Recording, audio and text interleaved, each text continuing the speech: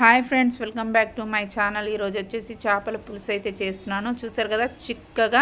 అట్లాగే టేస్ట్ విషయానికి వస్తే చాలా చాలా టేస్టీగా అయితే ఉందండి.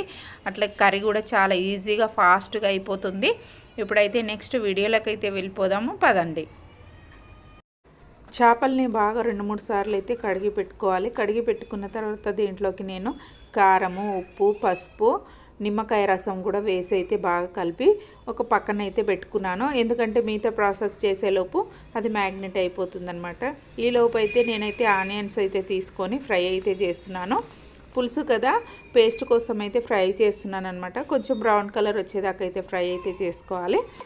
ఆనియన్ కొంచెం బ్రౌన్ కలర్ వస్తే సరిపోతుంది. మ్యాగ్నెట్ చేసి పెట్టుకున్నాం కదా, పులుసులోకి అయితే ముందుగా మెయిన్ ఆనియన్ పేస్ట్ అయితే కావాలి కాబట్టి ఇప్పుడైతే ఫ్రై అయితే అయిపోయింది. లైట్ బ్రౌన్ కలర్ అయితే వచ్చేసింది.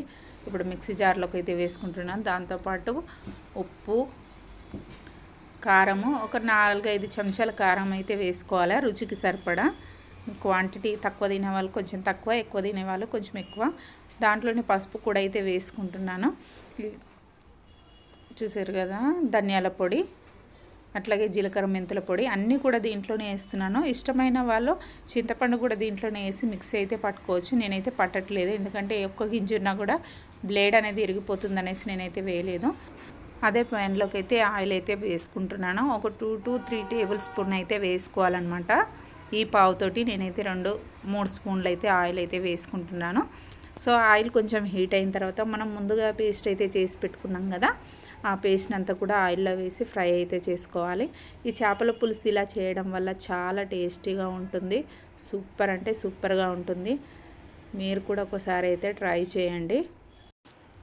ఈ చేపలు నేను ముందుగానే ఆయిల్లో ఫ్రై అనేది చేస్తానన్నమాట.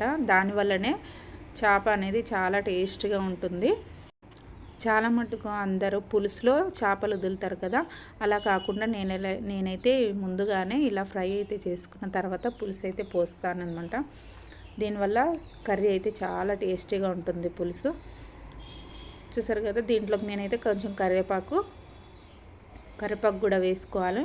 ఒక 2 నిమిషాలు అయితే ఫ్రై అవ్వాలి. ఫ్రై అయిన తర్వాత కరివేపాకు, అల్లం వెల్లుల్లి పేస్ట్ వేసుకొని మరొకసారి అయితే బాగా కలుపుకోవాలి. చూసారు కదా, వీడియోలో చూపిస్తున్న విధంగా ఇలా అయితే కలుపుకోవాలి. ఒక 2 మినిట్స్ ఫ్రై అయిన తర్వాత చేప ముక్కలు అయితే వేసుకోవాలి. ఏదైతే మనం ముందుగా మ్యాగ్నెట్ అయితే చేసి పెట్టుకున్నాం కదా, ఆ చేపల్ని కూడా వేసి ఒకసారి చేప ముక్క ఇలా ముందుగానే వేసుకొని ఫ్రై చేసుకోవడం వల్ల టేస్ట్ అనేది ముక్క చాలా టేస్టీగా ఉంటుంది.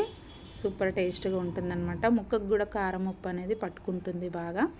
సో ఇలా వేసుకున్న చేప ముక్కల్ని ఇట్లా స్పూన్తో కాకుండా, చూడండి, స్పూన్తో కలిపితే ఏమవుతుందంటే విరిగిపోతుంది చేప ముక్క అనేది. సో నేనైతే ఇప్పుడు స్పూన్ తీసేసి ఇలా అయితే ఒకసారి కలుపుకోవాలి. చూడండి, వీడియోలో చూపిస్తున్న విధంగా చేప ముక్కని ఇట్లా ఊపుతూ కలుపుకోవాలి. దానివల్ల ఏమవుతుందంటే చేప ముక్క అనేది విడిపోదు.